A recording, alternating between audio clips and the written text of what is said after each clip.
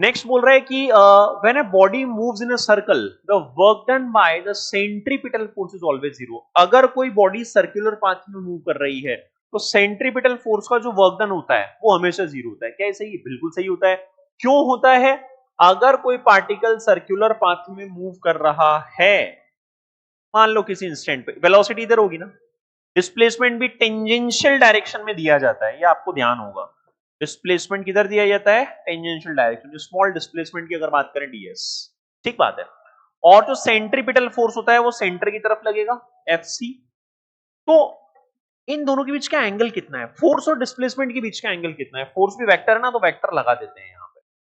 Force और displacement के बीच का एंगल कितना है? 90। और फोर्स और डिस्प्लेसमेंट के बीच का एंगल 90 हो तो work done by that force कितना होगा? जीरो होगा। तो असर्शन भी सही है, असर्शन तो सही। रीजन क्या है? Centripetal force is perpendicular to displacement at every instant. बिल्कुल सही बात है सर, यही तो हमने लगाया अभी, यही तो हमने बोला कि डिस्प्लेसमेंट और फोर्स एक दूसरे के परपेंडिकुलर होगा। तो असर्शन सही, रीजन सही, करेक्ट एक्सप्लेन।